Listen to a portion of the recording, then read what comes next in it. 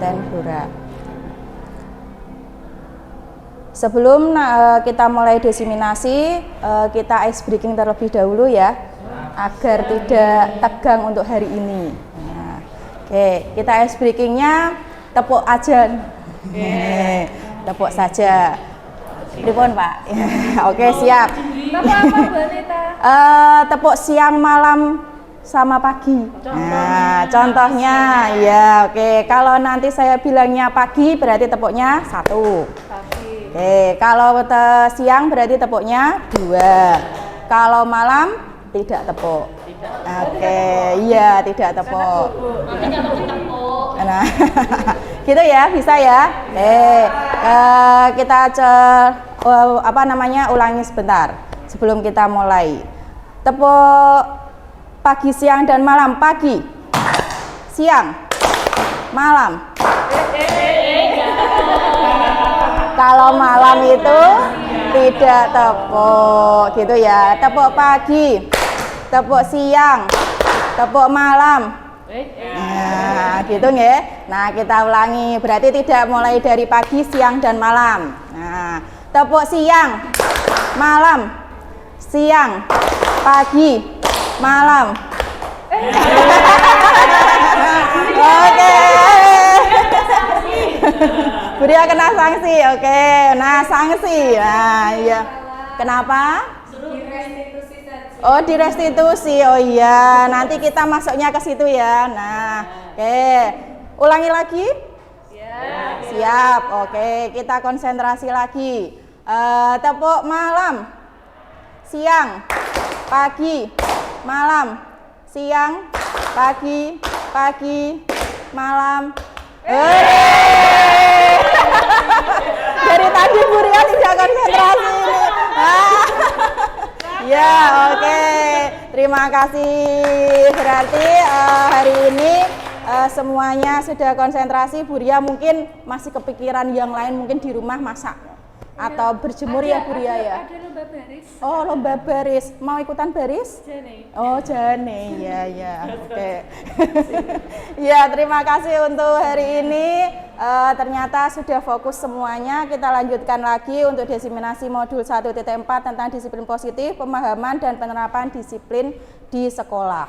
Nah, untuk yang pertama ada pertanyaan pematik terlebih dahulu. Untuk yang pertama, apakah Bapak Ibu pernah menghukum anak? Pernah. Oke. Hukumannya itu nanti dalam bentuk apa biasanya Bapak Ibu? Fisik. Ya. Nah, mendidik. Oke. Menulis. Oh, menulis 10 kali. Push up, diceramai. Oke, ada lagi? Bawa makanan untuk 1 kelas. Oh iya, bawa makanan untuk 1 kelas. Wah, enak sekali kalau Bu Winda ya. Nah, wali kelasnya Bu Winda berarti enak ini nanti. Nah, oke, apakah nanti hukuman ini apakah masuk di dalam disiplin positif? Nah, ada pertanyaan yang kedua. Setuju atau tidak untuk yang pertama? Apakah hukuman dapat mendisiplinkan anak? Tidak. Oke, tidak. Belum tentu. Ya, yang kedua, pemberian hukuman berbentuk positif seperti membaca atau membersihkan halaman dapat meningkatkan kedisiplinan anak? Oke, belum tentu juga. Memberi penghargaan dapat meningkatkan motivasi anak?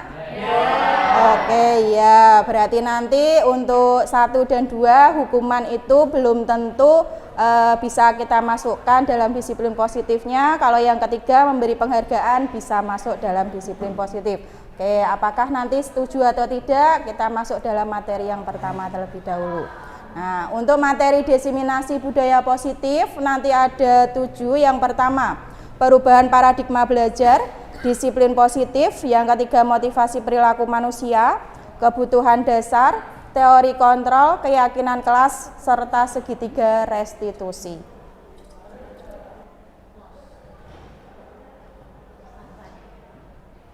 Untuk yang pertama tentang pembelajaran dengan paradigma baru. Pembelajaran dengan paradigma baru dirancang berdasarkan prinsip pembelajaran yang terdiferensiasi sehingga setiap siswa belajar sesuai dengan kebutuhan dari tahapan perkembangan untuk mewujudkan profil pelajar Pancasila. Bapak Ibu sudah tahu pasti yang namanya profil pelajar Pancasila. Ada berapakah profil pelajar Pancasila? 5. Oh 5. Ada apa saja nggih? Oh nggih, kreatif. Beriman dan bertakwa. Mandiri. Gotong royong. Bernalar kritis. Terus satu lagi kreatif, berkebinekaan global. Berarti ada 5 ya? Iya. Oke, di sini semuanya termasuk dalam profil pelajar Pancasila yang akan kita masukkan dalam kurikulum Merdeka yang sudah kita pelajari dan sudah kita terapkan di sekolah kita masing-masing. Dilanjutkan yaitu tentang disiplin positif. Nah, disiplin positif di sini nanti ada di dalam budaya kita. Nah, betul ya Bapak Ibu, ada budaya kita di mana makna kata disiplin yaitu sesuatu yang dilakukan seseorang kepada orang lain untuk mendapatkan kepatuhan. Kita cenderung menghubungkan kata disiplin dan ketidaknyamanan. Nah, artinya di sini nanti makna disiplin itu sesuatu yang dilakukan seseorang kepada orang lain untuk mendapatkan kepatuhan. Betul nggih? Iya. Kita cenderung menghubungkan kata disiplin dan ketidaknyamanan. Nah, seperti itu. Terus dilanjutkan makna kata disiplin sendiri itu nanti yang artinya adalah belajar, di mana kata disiplin juga berasal dari akar kata yang sama dengan disiplin atau murid atau pengikut. Menurut Bapak Ki Hajar Dewantara menyatakan bahwa di mana ada kemerdekaan, disitulah harus ada disiplin yang kuat. Nah, sungguh pun disiplin itu bersifat self-disiplin, yaitu kita sendiri yang mewajibkan kita dengan sekeras-kerasnya, tetapi itu semua saja. Sebab jikalau kita tidak cakap melakukan self-disiplin, wajiblah penguasa lain mendisiplinkan diri kita. Dan peraturan demikian itulah harus ada di dalam suasana yang merdeka. Nah, kata Ki Hajar Dewantara di mana pemikiran dan konsepsi keteladanan sikap merdeka cetakan kelima 2013. Saya kutip dari situ tentang makna disiplin dari Ki Hajar Dewantara. Di sini ada juga kutipan dari saya kutip dari Ki Hajar Dewantara, ada kata-kata disiplin positif dengan teori kontrol atau teori pilihan dari Dr. William Glasser. Nah, di mana untuk yang pertama, Anda tidak bisa mengontrol orang lain, hanya Anda yang bisa mengontrol diri Anda. Betul nggih? Nah, yang mengontrol kita sendiri adalah diri kita sendiri. Nah, makna disiplin belajar kontrol diri dengan menggali potensi kita agar tercapai tujuan mulia, yaitu sesuatu menjadi seseorang yang kita inginkan berdasarkan nilai-nilai yang kita hargai. Nah, yang kedua, semua perilaku memiliki tujuan. Model berpikir menang-menang, kolaborasi, dan konsensus menciptakan pilihan-pilihan baru. Sedangkan yang keempat ada realitas atau kebutuhan kita berbeda, kita berusaha memahami pandangan orang lain tentang dunia. Setiap orang memiliki gambaran berbeda. Nah, dari sini nanti untuk teori kontrolnya dari masing-masing itu, untuk yang kedua itu ada teori motivasi karena semua perilaku memiliki tujuan. Berarti tujuannya apa? Kita nanti akan termotivasi. Nah, motivasinya itu nanti untuk apa? Yang pertama untuk menghindari hukuman. Nah, tadi saya tanya awal nanti hukuman itu ada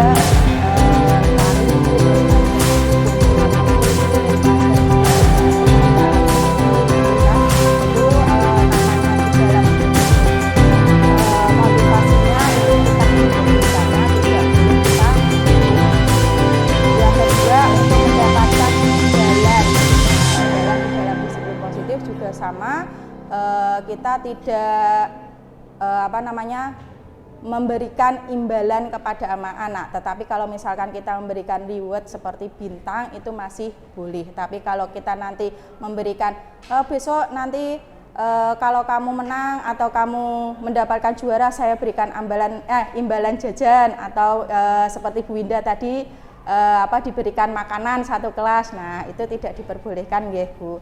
Nah, itu nanti di sini kalau hukuman sama imbalan itu nanti masuknya adalah motivasi dalam ekstrinsik. Nah, untuk yang ketiga kita harus menghargai diri sendiri. Nah, baru kita masuknya di dalam disiplin positifnya ini adalah menghargai diri kita sendiri.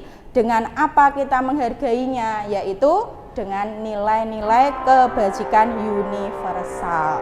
Nah, dari nilai-nilai kebajikan universal ini nanti akan terjadi yang namanya yaitu tentang keyakinan kelas.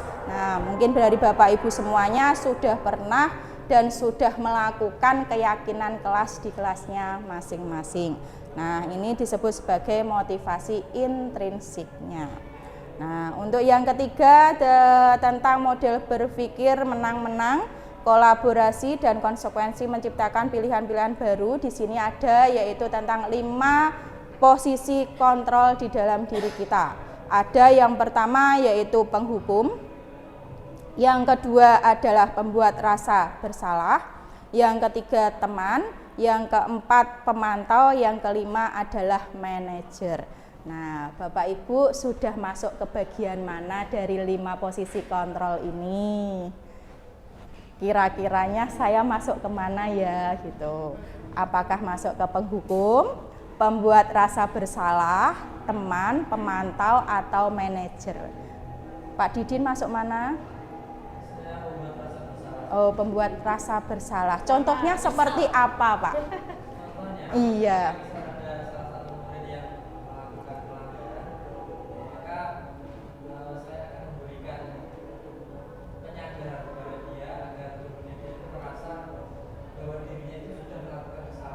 Oh, gitu, ya. Gimana?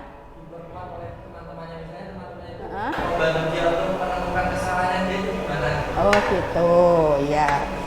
Berarti apakah memojokkan seperti itu, Pak? Tergantung situasinya, bisa jadi kadang-kadang mengarah ke situ. Oh iya, oke. Berarti masih dalam pembuat rasa bersalah ya, Pak nggih. Ya. Terus ada lagi yang lain, Bu Setia? Oh, sebagai teman aja. Ya, kelihatannya dari face-nya Bu Setia itu memang teman ya. Iya. Gimana Bu? Contohnya gimana Bu Setia? Contohnya kalau pas saya kasih soal piano, Iya. terus kemudian saya deketin, deketin komediannya lah. Iya. Ya, bisa belum nih? Gitu. Oh gitu, ya betul. Terus? Oh, belum Bu. Oh belum. Oh, mantuk ya mesti WA-an karo pacar ya. Mesti. Ya. Oh iya, iya, iya. Oke, berarti Bu Setia masuknya ke teman. Untuk Bu Ice, kira-kira masuk kemana Bu Ice? Oh manajer, oh Allah sip. Oh iya, cocok. Ya Bu Ice manajer, ya. Contohnya seperti apa Bu Ice?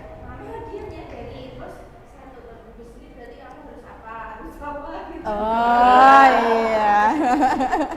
Pas ya, sesuai dengan Bu Ica ya. Iya, manajer.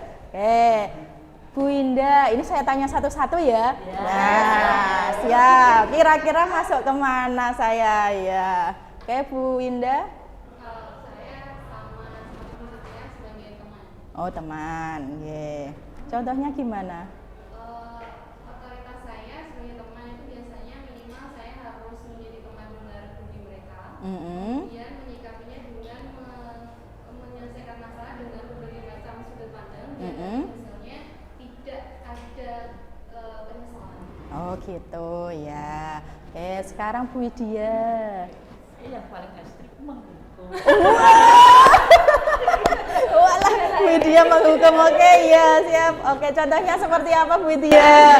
Oh, benar betul ya. Disiplin atau mengganggu lingkungan saya suruh ke depan. Saya memberikan pertanyaan ke teorinya sehingga kalau mau berbuat salah itu pasti ada konsekuensinya. Oh, alah, dan iya. tentunya supaya tidak diulang lagi dan berdisiplin dalam lingkungan. Oke, sip. Oke, tepuk tangan untuk Bu Widya. Lanjutnya Pak Taslim, silahkan.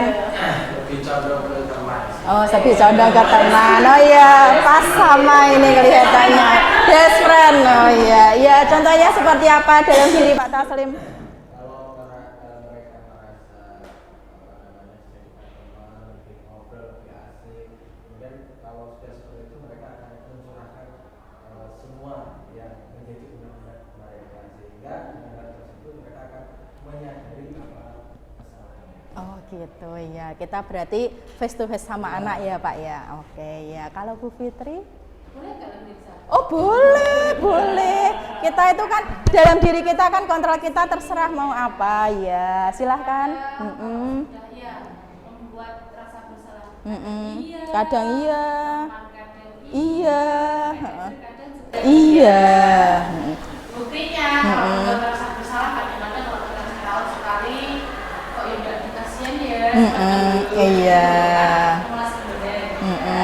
Kalau teman ya pengennya kan ngobrolnya Santai. Nggih. Oh lah iya, oh iya betul iya, sering seperti itu iya. Berarti penghukumnya enggak ya Bu ya? Alhamdulillah. Bijak. Pemantaunya juga mboten nggih? Pemantaunya juga mboten nggih? Oh tidak. Oh iya kalau pemantau. Oke, sip. Terima kasih Bu Fitri. Cocok tiga-tiganya semuanya ada, baik dari mulai pembuat rasa bersalah dulu, setelah itu teman, baru menjadi manajer. Oke, sip. Oke, sekarang terakhir untuk Bu Isna. Iya, ore. Bu Isna silahkan. Kalau saya itu kadang juga bisa jadi teman mereka, ya. Jadi kita dekati dulu mereka sama halnya dengan Bu Winda tadi, Bu Fitri juga. Kita harus dekat dengan anak. Jadi permasalahan utama latar belakang kenapa dia harus berbuat salah, kita harus mendekati mereka dulu sebagai teman berbicara. Jadi paling kita mencari solusi kenapa mereka berbuat seperti ini. Baru nanti saya kolaborasi sampai dia merasakan oh berarti selama ini saya salah. Jadi mereka merasa menyesal dengan kesalahan yang pernah mereka perbuat. Gitu sih Bu. Oh, berarti masuknya lebih cenderung pembuat rasa bersalah. Oh iya. Oke, terima kasih Bapak Ibu semuanya. Semuanya sudah tahu dalam diri sendiri untuk pembuat rasa bersalah, penghukum, teman, pemantau, sama manajer. Kalau saya juga sama biasanya, saya juga masuknya pembuat rasa bersalah dulu ya. Nah, pasti kamu kenapa seperti ini? Nah, seperti itu ya. Kok bisa kayak gitu? Baru nanti kita ke teman, baru nanti masuknya ke manajer. Oke. Sip, terima kasih untuk Bu Fitri untuk jawabannya di dalam 5 posisi kontrol. Tapi nanti di sini dalam 5 posisi kontrol ini nanti bisa kita buat kepada anak-anak di dalam kolaborasi dengan cara apa 5 kontrol ini nanti dengan segitiga restitusi. Apakah sudah pernah Bapak Ibu? Sudah. Oh sudah. Wah, contohnya seperti apa Bu Widya? Aku sama tahu saya sudah. Hukum. Tadi kan posisi kontrolnya kan penghukum. Nah, katanya sudah pernah di dalam segitiga restitusi. Contohnya seperti apa Bu Widya? Iya, perwalian saya kemarin Iya. sudah melaksanakan. Saya malah segitiga restitusi ya. Setahu saya itu melakukan pendekatan Ya. ramah dengan anak, menyadari apa yang dia inginkan dan meyakinkan kalau yang diperbuat itu juga tidak baik untuk dirinya sendiri dan lingkungan. Oh iya, berarti sudah pernah ya Bu ya? Oh sudah pernah. Baru kemarin Bu itu ya? Wah iya, baru fresh berarti. Baru fresh terus dapat segitiga restitusi langsung. Wah, sip. Oke, segitiga restitusi di sini ada yang pertama menstabilkan identitas. Berarti nanti kita akan mencari tahu terlebih dahulu kenapa anak seperti itu, baru nanti validasi kebutuhannya. Maksud dari validasi kebutuhan di sini kita mencari solusi bagaimana kedepannya untuk posisi kontrol kita mau kemana dan anak itu nanti menjadi lebih baik lagi di dalam validasi kebutuhan. Dan yang ketiga menanyakan keyakinan, kan karena tadi ada keyakinan kelas, apakah sesuai dengan keyakinan kelas dalam diri anak tersebut. Dan yang terakhir di sini ada realitas. Nah, atau kebutuhan kita berbeda, kita berusaha memahami pandangan orang lain tentang dunia, setiap orang memiliki gambaran yang berbeda. Nah, di sini ada yaitu kebutuhannya yaitu 5 kebutuhan dasar manusia. Yang pertama adalah bertahan hidup, penguasaan, kasih sayang dan rasa terima, kesenangan dan kebebasan. Nah, dari sini nanti untuk disiplin positif ada 4 dari teori motivasi, 5 posisi kontrol, 5 kebutuhan dasar manusia, dan akan menjadikan yaitu tentang makna disiplin. Nah, tadi makna disiplin yaitu belajar kontrol diri dengan menggali potensi kita agar tercapai tujuan mulia, yaitu sesuatu menjadi seseorang yang kita inginkan berdasarkan nilai-nilai yang kita hargai. Nah, seperti itu. Nah, motivasinya perilaku manusia. Nah, motivasi di sini, nah tadi kan sudah saya ulangi lagi sepengetahuan Bapak Ibu, apa saja motivasi yang dimiliki murid? Ke sekolah ya Bu? Iya. Uang saku. Uang saku. Ketemu dengan guru yang ganteng. Oh, ketemu guru yang ganteng. Kayak Pak Didin berarti ya? Waduh, apa ya? Oh, tambah ilmu, ketemu yang ditaksir. Oh iya, terus ada lagi bertemu teman-teman. Ya Allah, lucu sekali Bu Indah. Dari tadi jawabannya wow gitu. Iya, terus ada lagi? Oh, biar tidak dihukum, nyaman di kelas. Oke, nah itu adalah motivasi dari murid, perilaku murid untuk pergi ke sekolah. Nah, dari sini nanti ada yaitu tentang yang namanya konsep disiplin dengan identitas yang gagal. Ada hukuman sama penghargaan. Nah, tadi kalau hukuman itu ada menyakiti, ada tidak nyaman, murid takut, memaksa, murid menyembunyikan kesalahan, dan murid menjadi rendah diri. Nah, jadi nanti untuk hukuman bisa kita hindari ya Bapak Ibu untuk mencapai disiplin positif agar mereka tidak takut sama kita. Nah, seperti itu. Nah, penghargaan itu juga sama, tidak efektif. Itu nanti merusak hubungan, mematikan kreativitas, menghukum dengan sistem ranking, merampas hak menghargai diri. Artinya di sini kita mengedepankan anak agar anak itu tidak minder dengan penghargaan yang kita berikan. Nah, takutnya seperti itu. Kok saya diberikan, kok saya enggak, kan takutnya nanti seperti itu. Ada batasan antara anak yang pintar sama anak yang tidak pintar, kan juga tidak boleh seperti itu untuk mendisiplinkan anak. Terus selanjutnya ada 3 motivasi perilaku manusia. Nah, untuk yang pertama, untuk menghindari ketidaknyamanan atau hukuman, apa yang akan terjadi apabila saya tidak melakukannya? Oke, yang kedua, untuk mendapatkan imbalan atau penghargaan dari orang lain, apa yang akan saya dapatkan apabila saya melakukannya? Dan yang ketiga, untuk menghargai diri sendiri, saya akan menjadi orang yang seperti apa bila saya melakukannya? Nah, itu pertanyaan dalam diri kita, motivasi perilaku manusia. Menurut Bapak Ibu, 1, 2, dan 3, saya masuk ke motivasi perilaku yang mana? Kira-kiranya?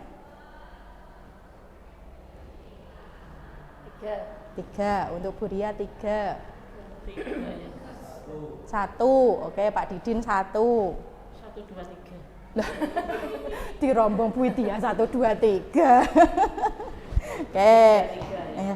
Nah, menurut Bapak Ibu, dari ketiga jenis motivasi tadi, motivasi manakah yang saat ini paling banyak mendasari perilaku murid-murid di sekolah? 1. Oke, 1. Ya, jelaskan. Coba siapa yang mau menjelaskan?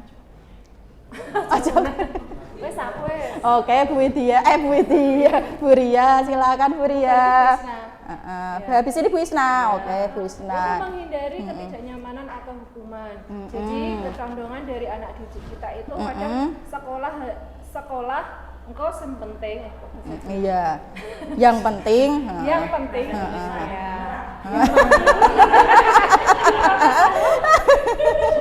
Ya. Iya. Pokoknya yang penting, nah ya. Yang penting aku mlebu. daripada nanti saya dapat hukuman. Kalau tidak, ketika ada tugas yang diberikan oleh Bapak Ibu guru gitu, di rumah untuk mengerjakan ini, dia tetap dikerjakan, tetapi itu bukan karena motivasi intrinsiknya diri dalam dirinya. Jadi karena dia takut kalau nanti dihukum sama Bapak Ibu guru. Kalau dihukum nanti kan dia tidak nyaman. Iya, betul. Sebenarnya seperti itu yang saya coba. Iya, berarti lebih kecenderungannya adalah yang pertama ya, menghindari ketidaknyamanan atau hukuman. Oke, ya ada lagi yang lain? Bu Ica, ampun ngantuk nggih. Mungkin yang nomor 2 itu Bu Anita. Dalam? Anita kan SMA ya. Iya. Kalau nomor 2 itu cocoknya anak SD atau TK ya? Iya betul. Soalnya dia akan diberikan reward atau imbalan ya Bu ya. Iya, benar. Untuk yang nomor 3 untuk menghargai diri sendiri, Wisna tadi ya kelihatannya ya. Loh ya mah telepon. Oke, yang lain. Oh ya Bu Fitri silahkan. Sebetulnya anak-anak kalau tingkatan SMA heterogen sekali. Iya. Bisa 1, Bisa 2, bisa 3. Jadi bisa kita temukan. Iya. Jadi pada kondisi anak-anak yang sudah seusia anak SMA itu saya pikir tergantung kondisi ya. Iya. Kadang-kadang ketika dia sudah dapat fondasi dari keluarganya sudah baik, artinya dia disadarkan sama orang tuanya, berarti dia sudah masuk poin 3. Iya. Tapi kalau sudah terbiasa nanti ya, kamu kalau dapat ranking tak belikan sepeda. Itu posisi nomor 2. Iya. Kemudian kalau bapaknya maaf ya. Iya, gitu tanda ya. kutip, Itu maksudnya nomor 1. Iya. Jadi menurut saya ketiganya kalau tingkatan SMA bapaknya apa Bu? Tit, tit gitu, iya. Itu. Ya, disiplin. Itu sudah tiga-tiganya ada. Ada. Kalau SD mungkin sudah Beda, iya. Iya, oke. Terima kasih. Dari tadi Bu Fitri bagus sekali. Ya Allah. Terima kasih ya betul untuk motivasinya. Kalau kita anak SMA untuk yang nomor 1 memang biasanya kecenderungannya dalam kutipan ya. Kalau ada orang tua yang sangat disiplin sekali itu adalah masuknya ke untuk menghindari ketidaknyamanan atau hukuman. Untuk yang kedua itu nanti masuknya apabila ada suatu penghargaan atau imbalan. Nah, ya. Atau nanti yang ketiga untuk menghargai diri sendiri. Nah, itu nanti kita menjadi seseorang yang kita inginkan menjadi pribadi masing-masing. Nah, selanjutnya yaitu ada kebutuhan dasar manusia. Nah, makan. Iya, kasih saya waduh, iya hiburan. Terus ada lagi ibadah. Iya, Pak Taslim sih.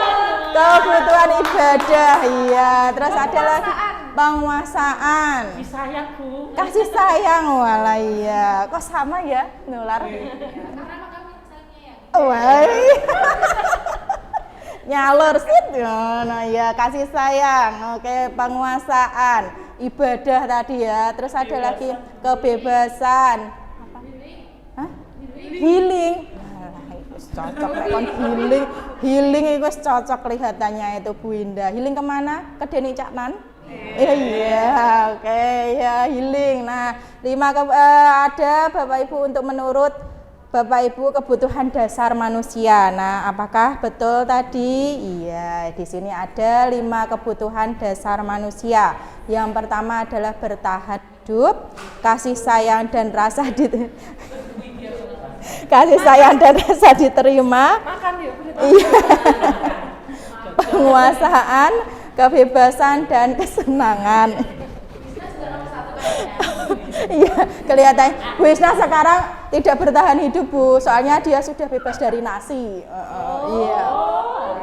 Iya, bebas dari nasi. Tadi pagi saya beli nasi, mau nasi, enggak usah saya berikan. Tapi dia dapat kasih sayang ya. Iya, tetap selalu. Bu Isna itu selalu dapat kasih sayang dari semua orang.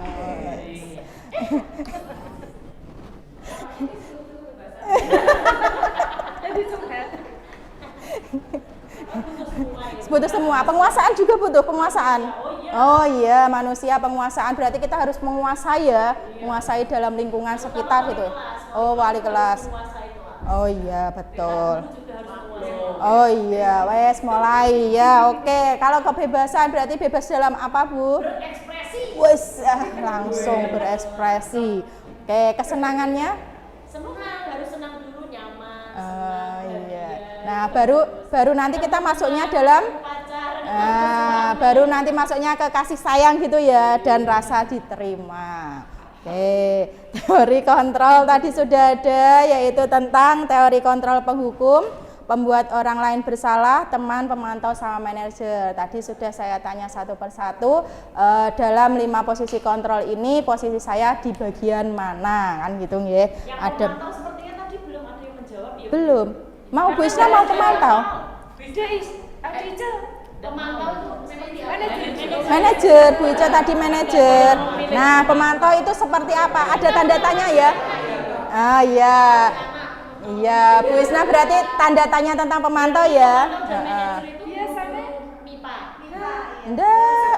saya sering poso itu. Saya sering kosong itu karena ada pemantau. Ding ding ding ding. Nah, itu loh maksudnya seperti. Nah, itu ya. Iya. Nah, tadi oke. pemantau itu bisa saya kadang Bu. Setiap pagi yang ditanya adalah pemantau. Iya, pemantaunya sudah ada atau belum gitu ya. Nah, iya. Tapi dari sini tidak ada ya pemantau ya di sini ya. Oh, malah dipantau ya. Penjamin mutu. Oh iya, penjamin mutu, iya, dipantau oleh penjamin mutu. Oke. Nah, posisi 5 kontrol di sini nanti ada, yaitu yang pertama penghukum. Nah, tadi Bu Widya penghukum. Seorang penghukum bisa menggunakan hukuman fisik maupun verbal. Orang-orang yang menjalankan posisi penghukum senantiasa mengatakan bahwa sekolah memerlukan sistem atau alat yang dapat lebih menekan murid-murid lebih dalam lagi. Betul ya tadi ya Bu Widya ya ditekan ya. Sesuai. Oh, sesuai. Walah. Galak. Iya betul Bu Widya, galak tenan. Saya takut nek Bu Widya wis ya iya tetep Pak. Semuanya Bu Widya baik hati. Oke, terus tadi teman tadi ada Bu Setia, ada Bu Indah, ada Pak Taslim. Di mana teman di sini? Guru pada posisi ini tidak akan menyakiti murid. Nah, betul ya. Namun akan tetap berupaya mengontrol murid melalui persuasi. Posisi teman pada guru bisa negatif ataupun positif. Positif di sini berupa hubungan baik yang terjalin antara guru dan murid. Guru di posisi teman menggunakan hubungan baik dan humor untuk mempengaruhi seseorang. Nah, berarti Bu Setia, Bu Indah sama Pak Taslim biasanya kalau di kelas berarti sering humor, sering bercanda sama anak-anak, sering merangkul anak-anak gitu, humoris. Nah, selain sama Bapak Ibu selain sama anak-anak juga sama Bapak Ibu guru. Kelihatannya sering di ruang guru juga merangkul Bapak Ibu guru sama menghibur Bapak Ibu guru gitu ya. Nah, merangkul gini. Arti merangkul bukan dirangkul gini loh ya. Bukan loh ya. Maksudnya bukan merangkul, maksud ya rangkulan laki-laki sama perempuan. Maksudnya secara verbal kita merangkul. Oke, ayo gitu kan bisa. Terus nanti pembuat orang merasa bersalah. Nah, pada posisi ini biasanya guru akan bersuara lebih lembut. Nah, kelihatan. Aduh. Langsung saya gini. Pembuat orang merasa bersalah akan menggunakan keheningan yang membuat orang lain merasa tidak nyaman, bersalah atau rendah hati. Nah, tadi ada Bu Fitri, ada Pak Didin, ada Bu Widya tadi juga ya. Wah, lembut ya. Iya, terus tadi ada ada Bu Ria juga sama. Nah, semuanya lemah lembut untuk untuk anak kita merasa bersalah, kita suaranya adalah lirih gitu untuk anak-anak yang bersalah atau menyalahi hukuman. Nah, monitor atau pemantau ini Bu Isna, monitor atau pemantau Bu Isna. Nah, memonitor berarti mengawasi, betul ya, mengawasi ya tadi ya, malaikat katanya di sini. Nah, pada saat kita mengawasi, kita bertanggung jawab atas perilaku orang-orang yang kita awasi. Nah, berarti kalau kita mengawasi juga kita nanti bertanggung jawab atas perilaku orang di sekitar kita. Posisi pemantau berdasarkan pada peraturan-peraturan dan konsekuensi.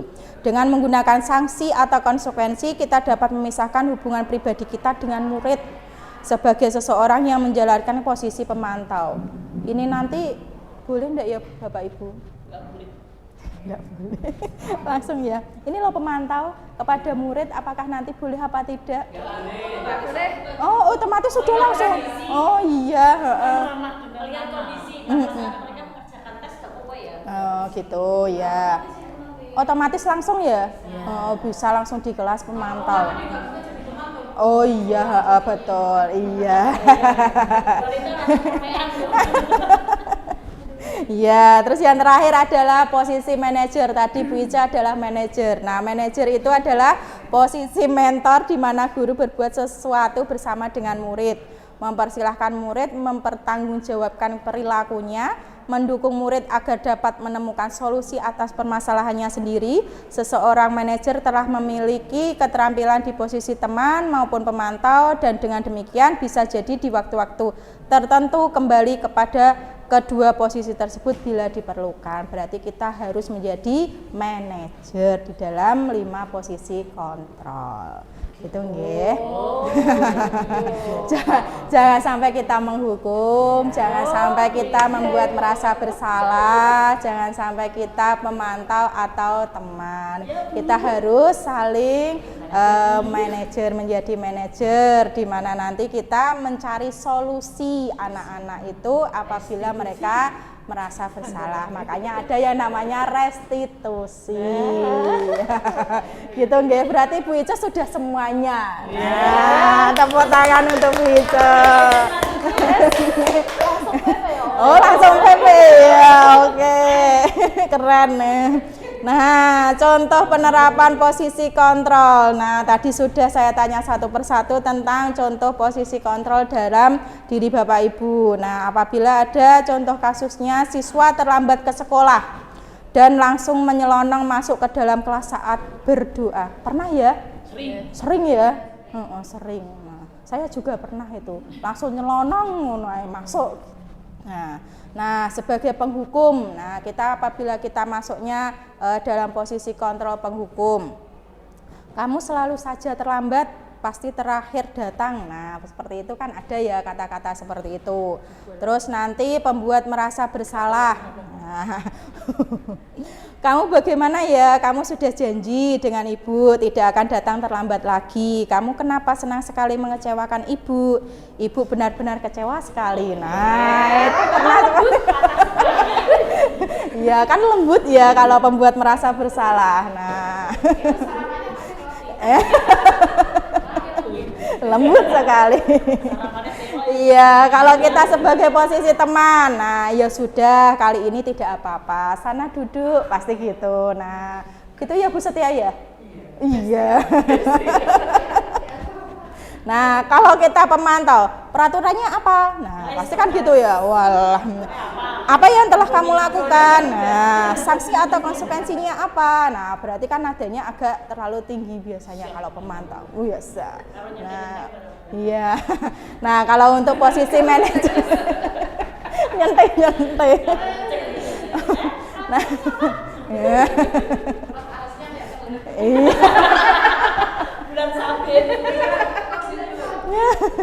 Nah, untuk yang terakhir adalah posisi manajer. Nah, untuk Bu Ica pasti gini, apakah kamu mengetahui kesalahanmu? Nah, paling kan Bu Ica kan gitu, orangnya kan lembut. Nah, nadanya kan lembut. Nah, iya. Bagaimana kamu akan memperbaiki masalah itu atau masalah ini?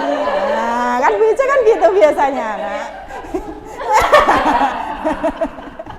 Mbak karepe ngono kuwi biasanya kalau Bu Ica gitu ya. Nah, oke, itu adalah contoh di dalam penerapan posisi kontrol kita. Jadi nanti kita tahu kita masuknya dalam posisi kontrol mana. Nah, semuanya Bapak Ibu pasti sudah tahu posisi kontrol dan menjadi wali kelas nggih.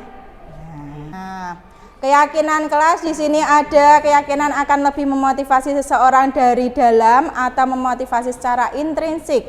Seseorang akan lebih tergerak dan bersemangat untuk menjalankan keyakinannya daripada hanya sekedar mengikuti serangkaian peraturan yang mengatur mereka harus berlaku begini atau begitu, yang membuat ketidaknyamanan dan keterpaksaan. Nah, Bapak Ibu sudah pernah membuat keyakinan kelas? Sudah. Nah, pada saat apa nggih Bapak Ibu? Sebelum pembelajaran, masuk pertama kali. Nah, ya betul. Oke. Nah, di sini bentuk keyakinan kelas di sini nanti ada keyakinan kelas lebih bersifat abstrak daripada peraturan yang lebih rinci dan konkret. Keyakinan kelas hendaknya tidak terlalu banyak sehingga mudah diingat dan dipahami oleh semua siswa. Semua warga kelas hendaknya berkontribusi dalam pembuatan keyakinan kelas lewat kegiatan curah pendapat. Keyakinan kelas senantiasa dibuat dalam bentuk positif. Keyakinan kelas sesuatu yang dapat diterapkan di lingkungan tersebut. Dan yang terakhir, bersedia meninjau kembali keyakinan kelas dari waktu ke waktu. Nah, seperti itu contohnya di dalam bentuk keyakinan kelas itu seperti apa? Contoh yang pertama biasanya apa nih Bapak Ibu? Contohnya apa nggih? Kalau misalkan keyakinan kelas, kita membuat keyakinan kelas di dalam kelas itu apa biasanya? Saling menghargai. Oke, ya betul, saling menghargai. Tidak membuang sampah di laci. Memanfaatkan handphone sesuai kebutuhan. Memanfaatkan handphone sesuai kebutuhan. Oke, coba 3 ini aja nggih. Nah, 3 ini apakah nanti di sini bisa dalam bentuk keyakinan kelas? Untuk Bu Fitri tadi ada saling menghormati. Apakah nanti di sini masuk di dalam bentuk keyakinan kelas? Tergantung teman-teman. Iya, bentuk dalam keyakinan kelas. Kenapa? Karena kan di sini ada kata-kata keyakinan kelas senantiasa dibuat dalam bentuk positif. Nah, berarti untuk kata-katanya juga harus dalam bentuk positif, yaitu harus kata-katanya tidak boleh mengacu ke salah satu aja. Nah, seperti itu, saling tidak boleh membuli. Nah, saling menghormati, oke boleh. Tadi yang Bu Isna ada tidak membuang sampah di laci. Nah, ini juga apakah masuk dalam keyakinan kelas? Bisa nggih Bapak Ibu, tapi untuk kata-katanya kalau bisa kalimatnya tidak boleh ada kata tidak. Nah, membuang sampah pada tempatnya atau menjaga kebersihan kelas. Nah, seperti itu nggih Bu Isna nggih. Iya, terus tadi ada Bu Winda. Bu Winda tadi apa nggih? Menggunakan handphone sesuai usia kebutuhannya. Oke, menggunakan handphone sesuai usia atau kebutuhannya. Ya, itu juga boleh, enggak apa-apa. Atau fungsi. Ya Allah, maafkan saya nggih. Ya, itu juga nanti boleh, atau nanti bisa kita kata-katanya bisa menggunakan handphone dengan bijak atau tepat. Nah, seperti itu. Nah, jadi nanti kalau misalkan masih dalam Bapak Ibu membuat keyakinan kelas masih ada kata-kata yang tidak rancu, silahkan diperbaiki kembali. Nah, selanjutnya yaitu prosedur pembuatan kelas mungkin sudah ada, yaitu semuanya mempersilahkan warga sekolah atau murid untuk bercurah pendapat tentang peraturan, mencatat semua masukan, susunlah keyakinan kelas, tinjau kembali daftar curah pendapat, tinjau ulang keyakinan kelas. Setelah keyakinan kelas dibuat, maka semua warga sekolah meninjau ulang dan menyetujuinya. Baru keyakinan kelas bisa diletakkan di dinding kelas di tempat yang mudah dilihat semua warga kelas. Sudah pernah nggih? Sudah dilakukan semuanya. Nah, ini adalah contoh bentuk penerapan kelas atau keyakinan kelas saya. Ya? Terima kasih. Assalamualaikum warahmatullahi wabarakatuh.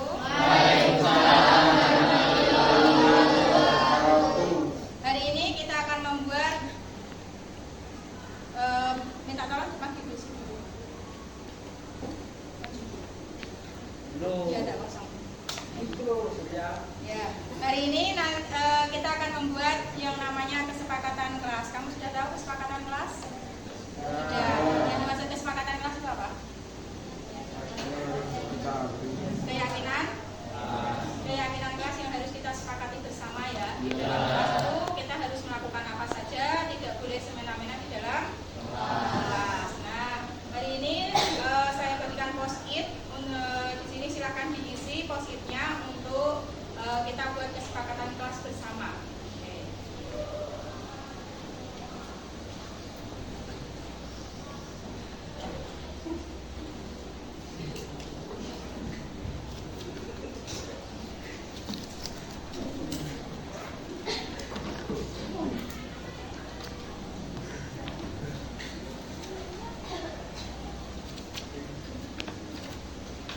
Yuk. Kalau sudah silakan ditempel ke depan.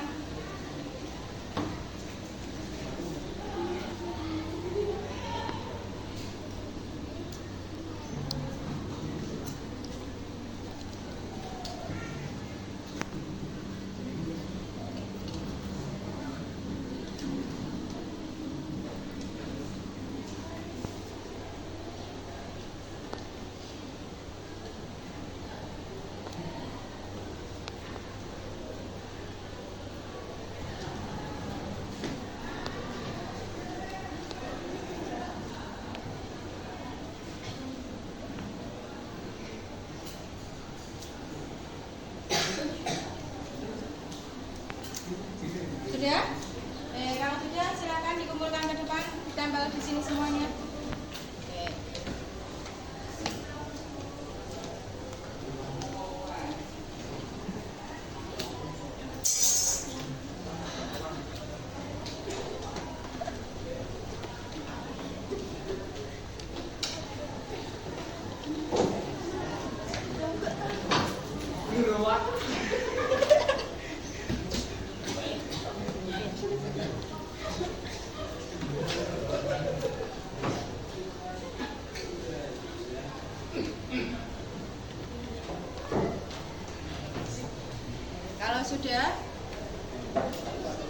Kalau sudah sekarang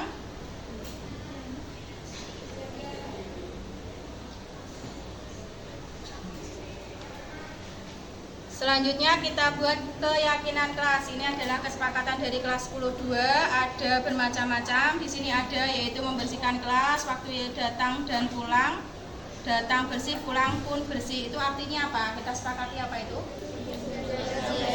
Yang pertama yaitu kita menjaga kebersihan.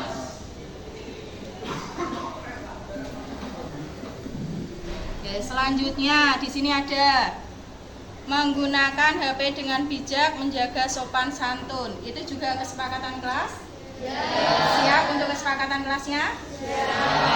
Untuk yang kedua, kita nanti ada menggunakan HP dengan bijak. Artinya pada saat pelajaran kamu tidak boleh menggunakan HP. Boleh menggunakan HP pada saat disuruh oleh Bapak Ibu guru. Yang ketiga, menjaga sopan santun.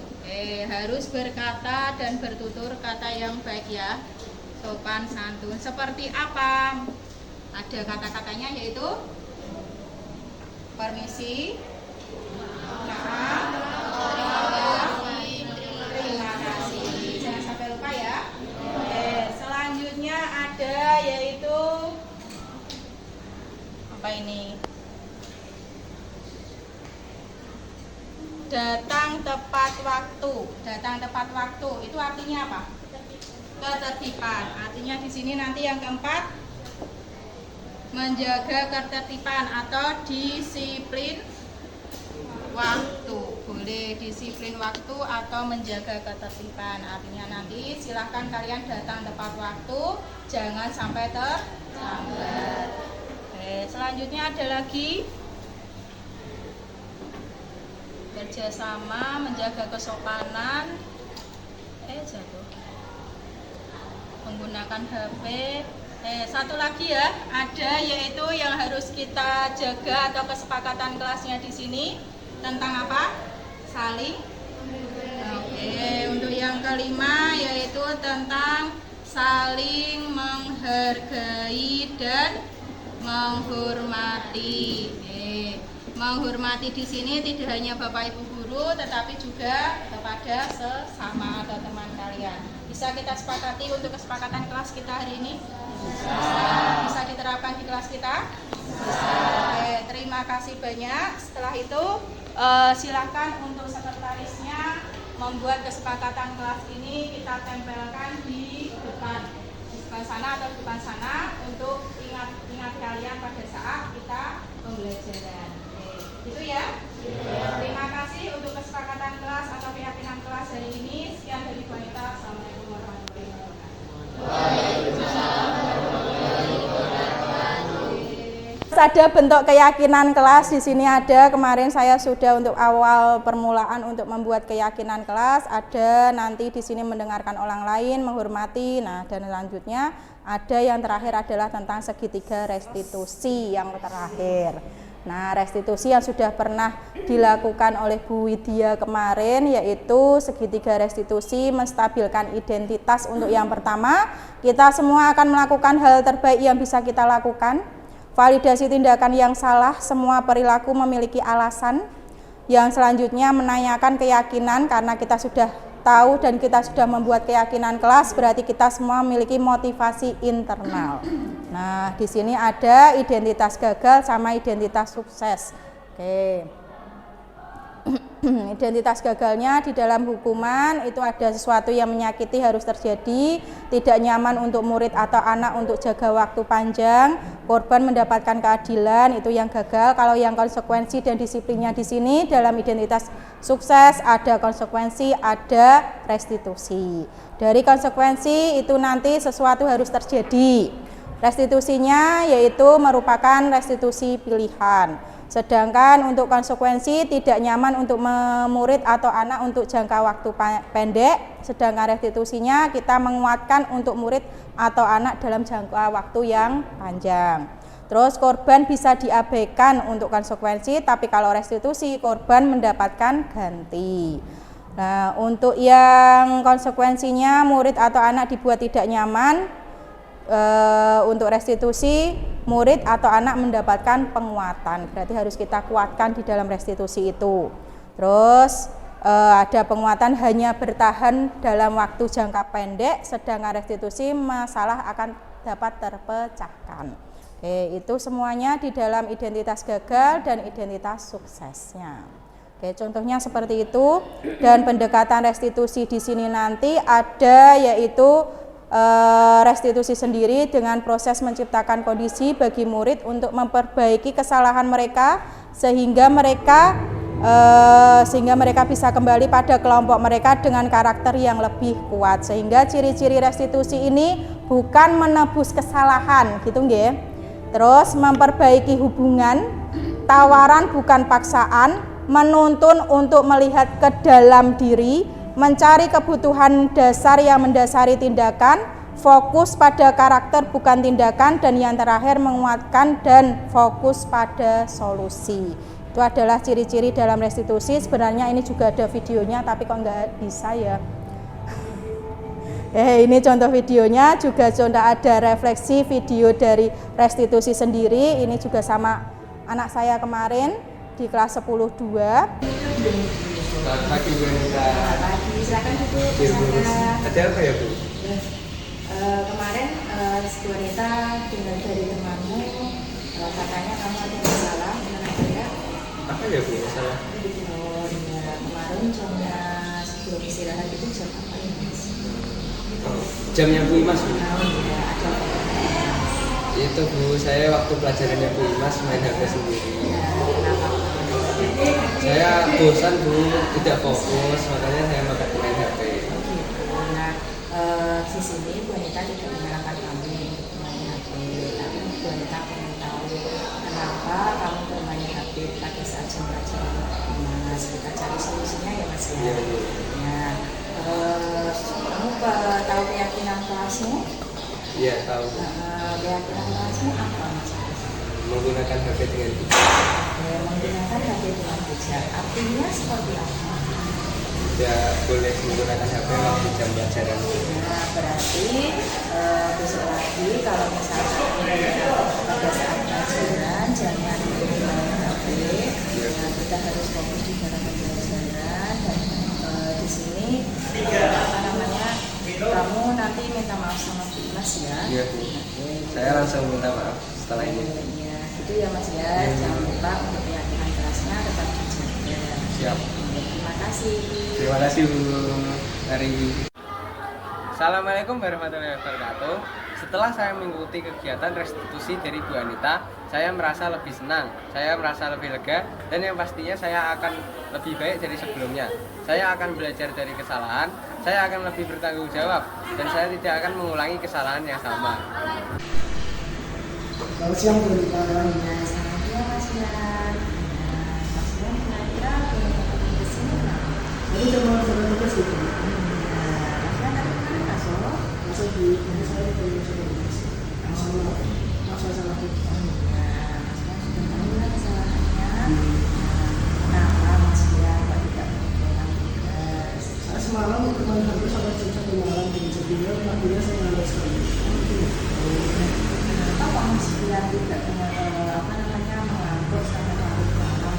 Saya tak akan bermain HP di depan Oh gitu. Nah, besok lagi Mas Fian jangan itu ya bermain HP sampai larut malam. Ya, nah kira-kiranya dari kesalahan Mas Fian, kita kan sudah punya keyakinan kelas ya Mas Fian. Nah, keyakinan kelasnya Mas Fian di sini apa? tanggung jawab. Tanggung jawab. Artinya bagaimana Mas? Terus Bertanggung jawab atas apa? Atas tindakannya Mas Fian. Artinya berarti Mas Fian bertanggung jawab dalam sekolah. Kalau sekolah berarti harus bertanggung jawab. Kalau disuruh mengerjakan tugas harus mengerjakan tugas. Itu ya Mas ya.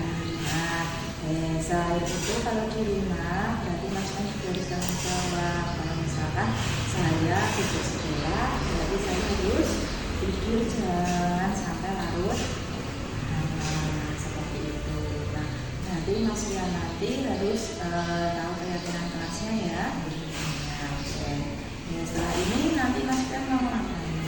habis ini saya akan satu tugas ke kebijakan bermain pada larut ini. Itu ya Mas Fian. Dilaksanakan ya. Nah, terima kasih Mas Fian.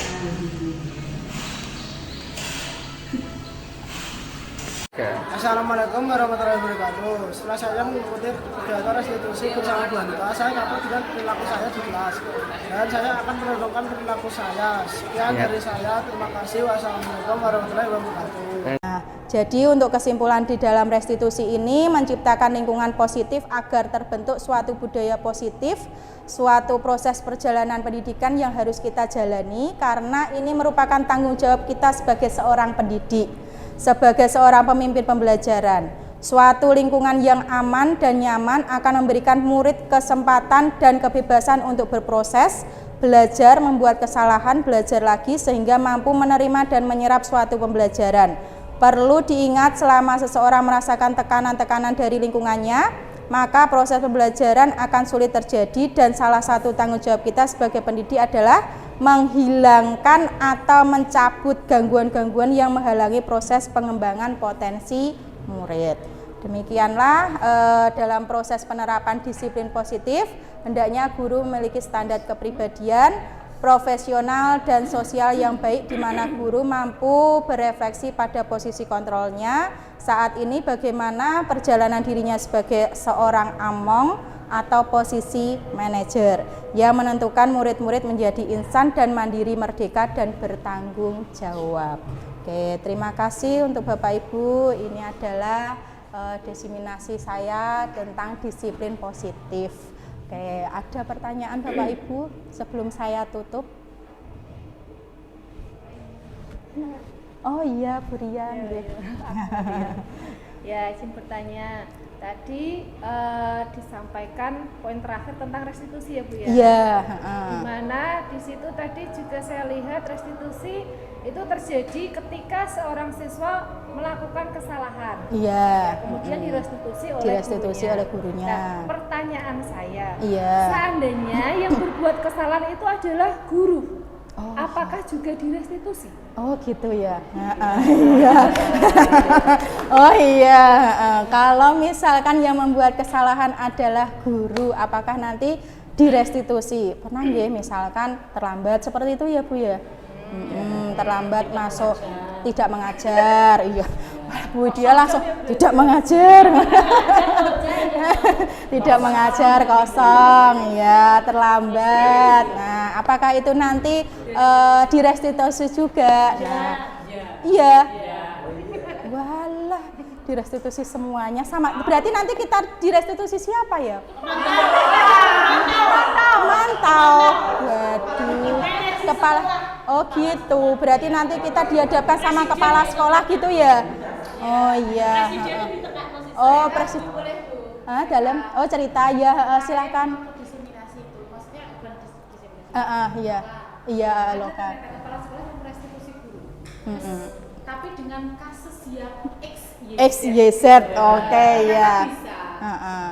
Dan boleh kan boleh. Oh gitu. Memang betul dilakukan di guru SD. Siswa sama guru sama saja.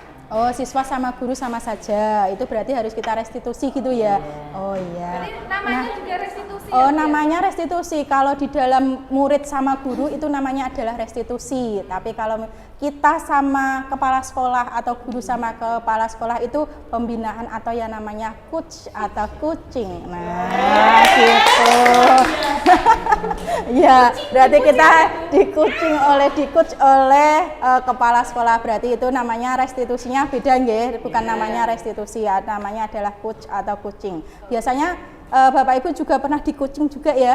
Oh pernah, sering ya. Nah, iya pernah. Nah itu namanya adalah di coach, berarti kita nanti tetap apa namanya Bu ya, kayak berhadapan sama kepala sekolah, kita mencari solusi juga bagaimanakah untuk kedepannya kita untuk pembelajaran seperti itu. Iya. Oke, terima kasih juga Bu Fitri atas jawabannya. Oh, kayak ada kan lagi? Wah, gitu itu ya. Nah, iya kasih do balik kasih ini ya. Silakan Bu Setia. Lanjut dari pertanyaan Buria. Misalkan itu yang melakukan kesalahan itu yang pemantaunya. Apakah harus juga melakukan restitusi? Iya, atau kawasan. Benar ya. Presiden langsung. Terus bagaimana caranya? Coachnya sih. Aduh, kalau itu pertanyaannya Belum sampai situ. Saya kok terlalu kritis gitu. kritis sekali Bu, mungkin gini Bu. Iya, kan gitu ya. Halo dok, apa teman? Jawabnya gimana ya? Pasti Bu Rita nggak pernah jadi pemantau. Iya, mungkin gini Bu ya. Kalau menurut saya, kalau misalkan yang membuat kesalahan adalah yang atasan, nah itu nanti di atasnya lagi, atau nanti bisa teman dekatnya sebagai, kan ada 5 posisi kontrol nggih, ada teman dekatnya ya. Mungkin ada teman dekatnya yang bisa mengontrol untuk kepala sekolah biar tidak melakukan seperti itu. Seperti itu Bu. Berarti sama-sama di coaching ya? Iya, sama-sama kucing-kucing. Kan kalau misalnya sama-sama di kucing, kan di kucing juga kan. Iya. Terus iya Pak Taslim ada. Tangkap-menangkap itu.